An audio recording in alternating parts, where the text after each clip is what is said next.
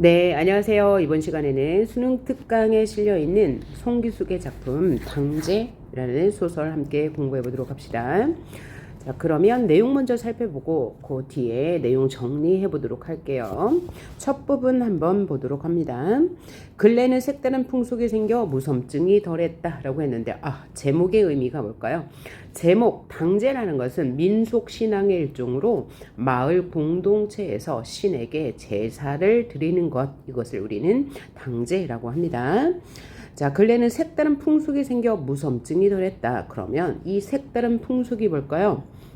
이전부터 당제, 즉 마을 신에게 제사를 드리며 뭔가 소원을 부는 풍습이 있었는데 근래부터는 그 당제에 색다른 풍속이 하나 더 추가되었다라는 말일 거예요.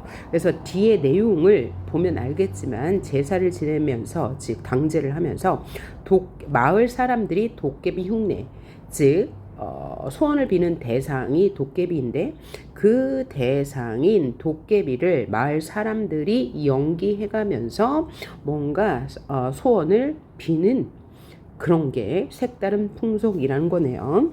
풍속이 생겨 무섬증이 덜했다. 그냥 밥만 내려주는 게 아니라, 그러니까 밥을 내려준다. 그러니까 제사를 지내잖아요. 도깨비, 그러니까 소원을 비는 대상인 도깨비에게 밥을 드리죠. 그게 이제 제사 의식이니까요. 거기에다가 도깨비를 불러 몇 가지 부탁을 하는 거, 이게 바로 색다른 풍속이에요. 그러니까 도깨비 역할을 마을 사람들이 하면서 몇 가지 부탁을 더 하는 것이다. 그래서 무서움이 덜했대요. 다리 밑에 도깨비들, 이게 바로 색다른 풍속이 되는 거죠. 도깨비를 불러서 뭔가 부탁을 하는 것. 그러니까 이 도깨비들은 기원의 대상이 되는 거예요. 마을 사람들이 마을을 지키는 수호신이라 여기는 대상이면서, 그러니까 초월적 존재고 마을 사람들의 소원 성취를 비는 대상이다 라고 보시면 되겠네요. 자, 어이 했어요. 그러면 이 어이는 도깨비들의 대답인 거죠. 그러니까 실제 도깨비가 아니고 도깨비의 역할을 하는 마을 사람들이 대답을 한 거죠. 제주는 제사를 지내는 대표라고 생각하면 되겠네요. 제주가 큰 소리로 부르면 다리 저쪽에서 대답한다. 누가요? 도깨비들이 미리 뽑아 거기 보내놓은 녀석들, 이게 바로 마을 사람들이죠. 이 도깨비 목소리로 가성을 써서 대답한다. 목소리를 꾸며내서 이렇게 연극처럼 하는 거죠. 그동안 잘들 있었는가? 라고 제주가 말하니까 어이 잘 있었네, 동네도 별일 없는가? 라고 하면서 도깨비들이 대답을 했어요. 그러니까 실제로는 제주와 마을 사람들의 대화고, 그런데 이 마을 사람들은 어이 잘 있었네, 동네도 별일 없었는가라는 도깨비 역할을 하는 실제 도깨비라고 생각하면서 대화를 주고받는 거죠. 덕분에 동네도 별탈이 없네. 금년에도 당제 지내고 자네들 밥을 가져왔은께 차린 것은 없네마는 밥은 많이 가져왔은께 싸우지들 말고 오순도순 나눠 묵소라고 하면서 제주가 말을 했죠. 밥은 많이 가져왔으니까 오순도순 많이 먹게. 그러면 먹는 주체는 바로 도깨비들이 될 거예요. 즉 제2의 대상이 되는 거죠. 자, 고맙네, 맛있게 묵을라네 낄낄, 이게 바로 이제 도깨비 역할을 한 마을 사람들의 대사네요. 요새 와서는 자네들도 철이 들었는가 어쨌는가 다리 밑에 불도 안 쓰고 사람 홀려가는 일도 없고, 그러니까 예전에는 이런 일이 있었다는 거죠. 그러니까 이렇게 마을에 무슨 안 좋은 일이 있을 때 이 마을 사람들은 도깨비의 짓이다 라고 생각하고 있었던 거예요. 그런데 최근에 그런 일이 없으니 고맙다라는 얘기를 하는 거죠. 그런 일은 영판 잘한 일이네. 어떤 일이요? 다리 밑에 불도 안 쓰고 마을 사람들을 홀려가는 일도 없는 그런 일은 정말 잘한 일이네. 이 뒤로도 그런 짓은 하지 말게 라면서 제주가 말했습니다. 그랬더니 도깨비가 대답하네요. 어이 잘 알았네. 그렇지만 동네 일에 삐딱하게 구는 녀석이 있으면 옛날 한몰 영감 끝고 댕기 대끼 사투리예요. 그래서 이 사투리를 사용해서 현장감도 높이고 사실성도 높이고 있죠. 그럼 예전에 어떤 일이 있었어요? 한물 영감을 끌고 다니다가 끌고 다녔다고 생각한 거야, 마을 사람들이. 자, 한물 영감이 사라졌는데 나중에 어디서 발견됐냐? 바위틈에서 발견이 됐거든요. 그래서 이 짓도 도깨비들이 한 짓이라고 마을 사람들은 생각한 거예요. 자, 옛날 한물 영감 끄고 댕기댔기 산으로 들로 끄고 댕기다가 바위틈에다 꼼짝 못하게 끼워 놓을 것인께 안심하지 말게 낄낄낄. 그럼 이거는 도깨비의 대사네요. 자, 그래서 이 도깨비는 마을의 수호신이니까 마을에 비협조적인 사람들, 동네를 삐딱하게 구는 사람들이 있으면 옛날에 한물 영감에게 했듯이 혼을 내줄 테니까 안심하지 말고 마을을 잘 지켜라 라는 이야기네요. 자, 이렇게 도깨비가 얘기하니까 제주가 다시 이런 말을 합니다. 어이, 우리도 조심할란께 그런 짓은 함부로 하지 말게. 그런데 이번에도 자네들한테 몇 가지 부탁이 있네. 이런 말은 자네들한테, 즉 자네들은 도깨비죠, 할 말이 아니냐마는 금년에는 쌀값이 말이 아니라 농촌 사람들은 죽을 맛이네. 왜 그래요? 1970년대 80년대에는 정부의 관료들이 농업정책에 소홀했어요. 공업은 장려하고 농업정책은 소홀히 했기 때문에 이 농촌 사람들이 소외되어서 먹고 살기가 힘들었던 거죠. 그래서 상대적 박탈감이 심했을 거예요. 이것은 보기에 나온 이야기입니다. 당시 쌀값을 제대로 받지 못하니까 이 정부 관료에 대한 불만을 드러낸 거죠. 그 쌀값 매기는 작자들은 바로 정부 관료들인 거죠. 말이요. 그 작자들이 어떤 작자들인가 쪼간 알아갖고 그 작자들이라고 부정적으로 말했죠. 그러니까 정부에 불만이 있는 거예요. 그 작자들을 옛날 한물 영감 끄고 댕기댔기 방방곡곡 끄고 댕김시로 농촌 실정이 으짠가 한번 구경을 시켜 그 작자들 눈탱이를 콱 쥐어 박아볼란께 끄고 댕길 적에는 우리 동네도 한번 끄고 오게. 뭔 얘기예요? 이 정보 관료들을 한마디로 혼내주라 라는 얘기죠. 왜냐하면 그 정보 관료들은 우리 농촌의 실정을 모르고 쌀값을 염가로 책정을 해놓으니까 우리가 먹기 살기 힘들다. 그러니까 우리 현실을 그들에게 보여줘라, 그렇게 혼내줘라 라는 부탁을 하는 거죠. 그랬더니 도깨비가 대답을 하네요. 알았네. 그 작자 끄고 댕김시롱 반 죽여놓든지 바위틈에 끼워놓든지 할 것인께 그리 알게. 그러니까 이 도깨비는 마을 사람들의 하소연을 들어주는 존재인 거예요. 이 작자들, 즉 정부 관료들이 농촌 사람들하고는 무슨 왼수가 졌는가 어쨌는가 자기 그 정보 관료들이 만드는 텔레비, 냉장고, 전기담화, 농약 이런 것은 다 뭐예요? 공산품이라는 것은 공장에서 만들어내는 물품. 이런 것은 지그들 기분 내키는 대로 값을 매김시로 기분 내키는 대로 값을 매긴다. 그러니까 가격을 높게 책정한다. 그래서 그들의 이익을 본다라는 얘기죠. 그런데 어째서 촌놈들 쌀값은 농사 짓는 사람 따로 값 매기는 사람 따로냐 이 말이요. 그러니까 뭐냐면 농사 짓는 사람이 이 농산물의 가격을 매겨야 되는데 그 가격은 정부에서 매겨요. 그러니까 이 농산물은 가격이 매우 낮아요. 그런데 이런 공산품은 자기들이 만들고 가격을 높게 책정해서 이익을 본다라는 거죠. 그래서 여기에 대조가 나타나네요. 그죠? 값을 매기는 것에서 대조, 그 다음에 가격이 공산품은 비싸고 농산물은 싼 것에 대조가 나타나네요. 자, 이 무식한 놈 문자 속은 몰라도 맑게 돌아가는 짐작은 있더라고. 그러니까 우리는 무식해서 문자가 어떤 줄은 모르지만 세상 돌아가는 물정은 안다. 이런 얘기네요. 우리도 텔레비전을 본 게 알만한 것은 대충 짐작을 하는데 말이요. 그러니까 텔레비전 속에서 세상 돌아가는 소식은 알 수 있다. 그 물정 상황은 알 수 있다는 얘기죠. 그들이 만드는 그런 물건들은 수출까지 해서 재미를 보고, 그렇죠, 이 공산품은 수출해요. 또 다른 나라 것을 절대로 수입을 못하게 해놓고 뭐는요, 공산품은 수입 금지, 수입을 안 해. 그러니까 이득을 얻을 수 있죠. 왜냐하면 공산품은 수요자가 많은데 공급이 제한되어 있으니까 가격을 높게 책정해도 팔릴 수밖에 없는 거죠. 그리고 지그들 것만 팔아서 두 벌, 시벌로 재미를 보거든. 그러니까 몇 배로 재미를 본다. 그런데 어째서 쌀값이나 쇠고기값은 그것이 쪼가 놀라서 촌놈들의 재미를 볼락하면 그런 것은 수입을 하냐 이 말이요. 그러니까 정부 정책에 대한 불만을 토로하는 거죠. 정부 정책에 대한 불만. 여기도 대조죠. 공산품은 가격이 높고 농산물은 가격이 낮다. 그 낮은 이유는 공산품은 수입을 제한하고 농산품은 수입을 하기 때문이다 라고 말한 거네요. 불합리한 정부의 경제 정책에 불만을 토로했습니다. 자, 그럼 다음 상황으로 넘어가요. 중약 부분 줄거리. 댐 건설로 인해 마을이 수몰될 처지에 이르렀다. 자, 정부에서 댐을 건설하려고 하네요. 마을을 지켜준다는 당나무 욕심을 낸 외부인들은, 자, 그러면 이 당나무는 바로 마을의 수호신처럼 여겨지는 것이죠. 그죠? 마을을 지켜준다고 여기니까요. 그런데 외부인들이 이 당나무에 욕심을 내서 이를 사기 위해 마을에와 흥정을 벌인다.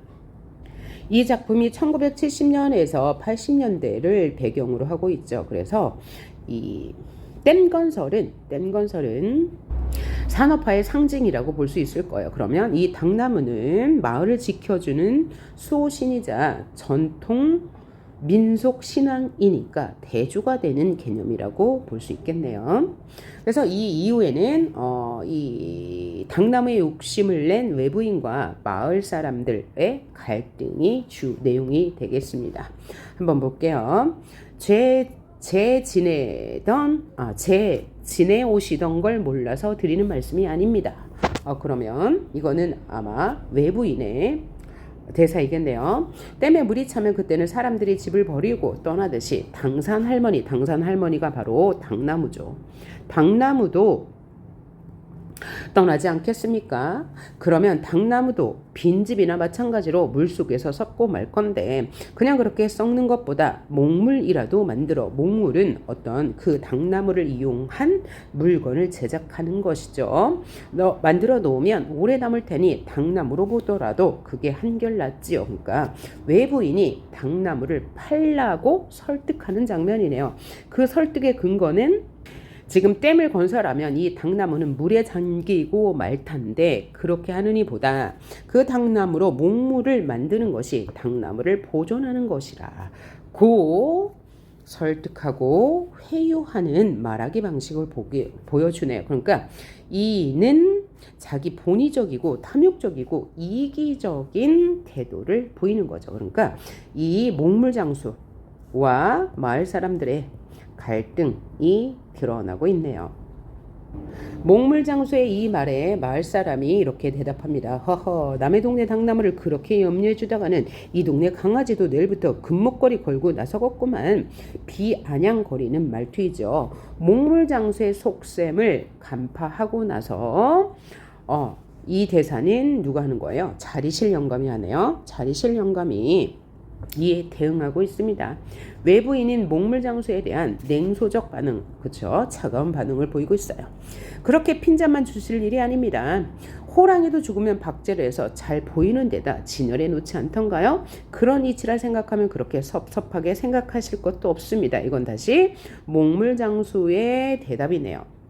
그런데 어떤 사례를 들어요? 호랑이도 죽으면 박제를 해서 잘 보이는 데다 진열해 놓지 않던가요? 그러니까 여기서 호랑이는 이 상황에서는 당나무를 말할 거고, 그쵸? 당나무를 말할 거고, 그 다음에 박제는 당나무로 만든 목물이 될 거예요. 그러니까 당나무를 그냥 스물대게 놔두는 것보다는 어떤 물건을 만들어서 보존하는 게 더 좋지 않던가요? 라면서 설득을 하는 거죠.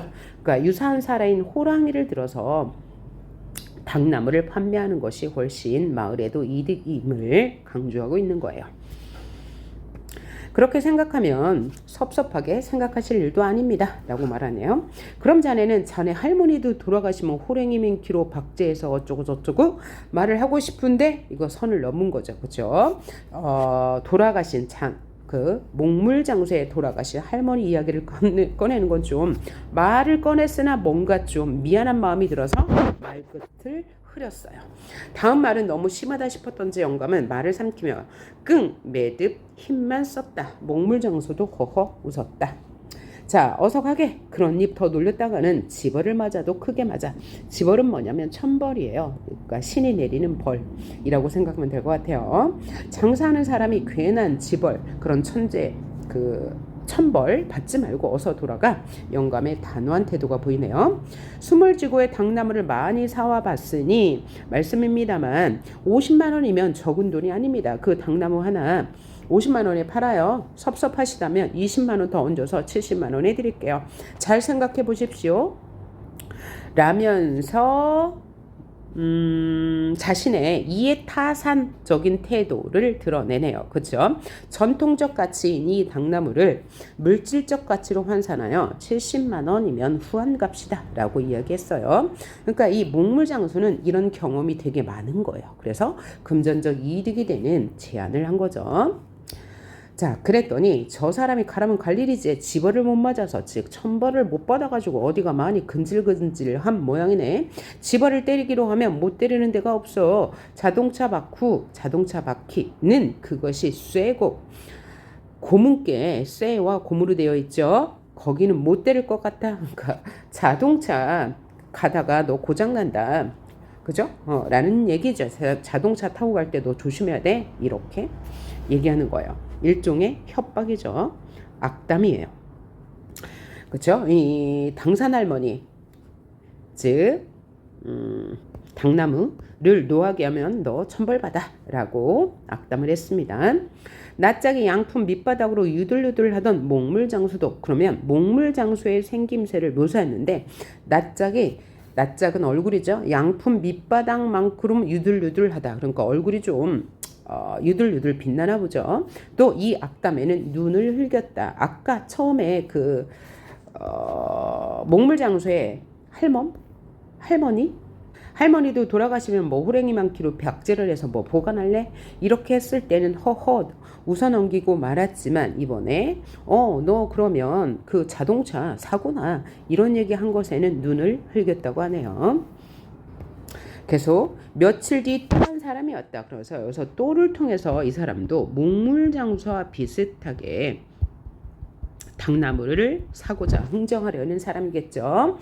이 작자는 동백나무와 모가나무 같은 나무만 보고 다니는 게 목물장수가 아니고 정원수 장수인 듯 했다. 그러니까 정원수는 뭐냐면 정원에 심어 나무를 가꾸는 그런 나무를 매매하는 사람인 듯 합니다. 한참 동네를 싸대고 다니더니 왜 그러면 이 목물장수나 정수장수가 이 마을에 나타난 거예요? 네, 이 마을이 댐 건설이 목전에 있으니까 이 마을에 있는 모든 것들이 이제 수물될 거잖아요. 그러니까 그것들을 이제 흥정하기 위해서 온 거죠. 한참 동네를 싸다니고 나더니 이 작자도 당나무에 군침을 삼켰다. 당나무가 못이 탐이 났나 봐요. 자기는 30만 원을 더 얹어 100만 원에 길을 채우겠다. 길을 채운다는 것은 딱 들어맞게 가격을 맞추다라는 얘기죠. 그러니까 앞에 있는 목물장수는 70만 원 얘기했으니까 이 사람 정원수 장수는 100만 원 주겠다라는 거죠. 그걸 파가자는 것은 아니었고 역시 그런 속으로 목물점에 대파라 넘기자는 수작인 듯 했다. 전지적 작가 시점이네요. 허허 말죽은 원통보다 채장수 몰려드는 것이 더 속상하다 등만은 동네가 망조가 든게 망할 징조가 들다 보니 채장수에게 갓바치에 별아발 종자들이 다 껴여드는구만. 그러니까 동네가 수몰될 지경에 이르니까 채장수도 오고 갓바치 가죽신을 만드는 사람들의 가죽실을 만드는 직업을 말해요. 별아발 종자들이 별 장사들이 다 마을에 들어오는구나 라고 말한 거죠. 이것은 속담이죠. 말 죽은 원통보다 채장수 몰려드는 것이 더 속상하다. 이런 속담이요. 이 속담이니까 관용어라고도 할 수 있죠. 를 활용해서 마을 사람들이 처한 이 상황을 효과적으로 전달하고 있고요. 마을이 수물될 지경에 이르자 여러 장수들이 마을에 들어와서 흥정을 하는 것을 본 마을 사람들의 그런 장수들에 대한 반감을 드러내는 표현이기도 하고요. 말 죽은 원통은 이 마을에 수물을 앞두고 있는 상황을 나타내네요. 그렇죠? 말 죽은 원통, 마을에 수물이고, 또 채장수 몰려드는 것은 당나무를 누린 사람들이 외지로부터 들어오는 거, 채장수 몰려드는 거, 그죠? 장수들을 말해요. 외지인. 자, 이 작자는 더 몰풍스럽게 내쫓았다. 몰풍스럽게는 매우 특명스럽게 라는 뜻입니다.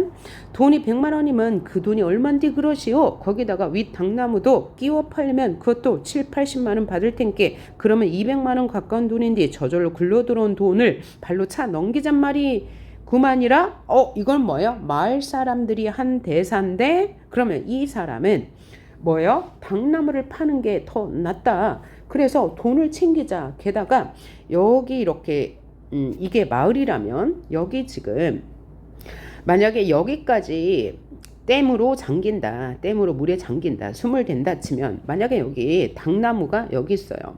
그러면 이 당나무는 당연히 숨을 대니까 어떻게 뭐 할 수 있겠죠. 팔 수도 있겠는데 거기다 뭐까지 끼워 판대요? 위에 있는 당나무, 여기에도 당나무가 있는데 이 당나무도 끼워서 팔자라는 거죠. 이거는 뭐 누구가 한 말이에요? 마을 사람 중에 한 사람이 한 말이잖아요. 그러니까 이 마을 사람들이 이 말을 한 마을 사람은 전통적 가치보다 경제적 가치를 우선시하는 사람이구나라는 것 알 수 있네요. 삼식이라는 젊은이였다. 그럼 위의 대사는 삼식이네요. 그러니까 이 삼식이와 누구랑 또 갈등할 것 같아요? 한물영감. 한물영감 아니고 밑에 나오는 자리실영감의 갈등이 나오네요. 삼식이라는 젊은이였다. 무엇이 어쩌고 어째 물에 안 잠기는 윗 당나무까지 팔아먹자고. 자리실 영감이 담뱃대를 내지르며 고함을 쳤다. 이런 일은 그렇게 외골수로만 생각하실 일이 아닙니다. 여기서 그러면 외골은 뭐예요? 무조건 당나무를 지키려 하는 일이겠죠. 그쵸? 이장도 덩달아 삼식이 편을 들었다. 그러니까 이장도 이 자리실 영감과 대립하겠네요. 당나무가 물에 잠기면 당산 할머니도 나무에서 떠나고 말 텐데 아래짜리 당나무는 말할 것도 없고 윗 당나무도 동네 있고 당나무 있지. 동네 사람은 다 떠나고 없는데 당산 할아버지는 거기서 무얼 하실 것이요? 동네도 없는 당집에서 당산 할아버지가 무슨 중이라도 연부를 하실 것이요? 강태공이라고 낚시질을 하실 것이요? 라면서 당나무를 팔 것을 주장하네요. 이장의 주장의 근거는 뭐예요? 네, 마을이 수물되면 당연히 아래에 있는 물에 잠길 당나무를 파는 건 당연하고 또 위에 있는 당나무도 뭐예요? 마을 사람들이 다 떠나고 났는데 이 위에 있는 당나무도 당나무 할아버지 혼자 있어서 뭐냐? 마을이 있고 당나무가 있는 거지 당나무 혼자 있으면 쓸모가 없다라는 주장을 했네요. 자, 아무리 동네가 망조가 들었다고 해도 망할 위기에 들었다고 해도 그러니까 여기서 망조는 수물되는 것이죠. 댐이 건설돼서 마을이 사라지는 거예요. 이것이 시방 뭔 소리여? 인사불성도 유분수지. 인사불성은 뭐예요? 정신을 잃은 상태예요. 정신을 잃어도 유분수지 물에 안 잠기는 생 당나무까지 팔아먹자니. 그죠? 윗당나무는 여기 이제 여기까지 수물 된다면 여기 위에 있는 건 윗당나무라서 수물 되지 않고 밑에 있는 것은 당연히 수물이 돼요. 그런데 잠기지 않는 윗당나무까지 팔아먹자니 이러다가는 조상매등 팔아먹자는 소리는 안 나올지 모르겠구먼. 그러면 이 소리는 뭐예요? 당나무를 지키는 것이 마을의 전통을 잇는 것인데 마을의 전통을 잇지 못하고 이 위에 있는 당나무까지 팔아먹으면 조상을 모시고 지키는 일마저 사라질 것임을 강조하네요. 자리실 영감은 기가 막혀 말이 안 나온다는 표정이었다. 까놓고 말해서 밑등에는 조상 요골이나 있지만은 당나무 귀신이 붙었다고 한게 그런가 보다 하제. 당산 할아버지나 할머니가 있는지 없는지 누가 봤소? 실질적으로 그저 눈에 보이지 않으니 믿을 수 없는 일이다. 그 민속신앙이라는 것은 당나무가 이제 민속신앙이죠. 당제도 민속신앙이고 이 민속신앙이라는 것이 그냥 미신일 뿐이야. 미신으로 치부하는 거죠. 그러니 당나무를 팔아도 된다라는 말을 한 번 더 한 것으로 이해하면 되겠네요. 이것을 삼식이가 말했네요. 삼식이는 말을 해놓고 눈길을 돌렸다라고 하네요. 그래서 이 소설의 전체 내용은 1910년대, 20년대 일제강점기부터 현대 이르기까지 이 마을을 지키는 수호신인 당나무나 당제 등을 이용해서 민족의 순환을 극복하는 과정을 그린 소설이다 라고 생각하면 될 것 같아요. 그래서 제목은 민속신앙으로 마을을 지키는 마을의 공동체 화합 정도로 이해하면 될 것 같은데 현재 댐 건설로 인해서 마을이 수몰될 위기에 처하자 이 마을 공동체가 지금 분열하는 모습을 보여주고 있잖아요. 자리실 영감과 그 당나무를 팔려고 하는 삼식이 이장 간의 갈등이 드러나죠. 이를 통해서 사라져가는 전통 문화에 대한 안타까움, 또 민속 신앙으로 마을을 지키려는 의지를 표하는 작품이다라고 생각하면 될 것 같습니다. 이 작품은 그렇게 어렵지 않은 작품이네요. 그래서 전체 소설은 한물 영감이 6.25 전쟁 때 아들이 의용군으로 끌려갔는데 아직 돌아오지 않았어요. 그래서 이 아들을 돌아오기를 엄청 기다리고 재의식을 지내는데 몇십 년이 지났잖아요. 1970년대면. 그런데 이 수몰 위기에 처했죠. 그래서 실제로 얼마 후에 수문이 되겠죠. 댐을 건설하고. 그래서 그 뒤에 댐 옆에다가 한물 영감 내가 집을 지어놓고 누구누구네 집이라고 현판을 걸어놓고 아들을 기다려요. 그런데 마지막에는 몇십 년이 흐른 뒤니까 만약에 북에 있던 아들이 남으로 오면 공산주의자라고 낙인이 찍혀서 살기가 쉽지 않을 거잖아요. 그래서 차라리 북한에서 잘 살아라 라는 식으로 이야기가 끝납니다. 그래서 당제라는 민속신앙을 바탕으로 우리 민족의 순환의 역사를 극복하는 과정을 그린 소설이다 라고 생각을 하시면 될 것 같네요. 그래서 여기서 가장 중요한 것은 갈등이죠. 인물과 인물 간의 갈등.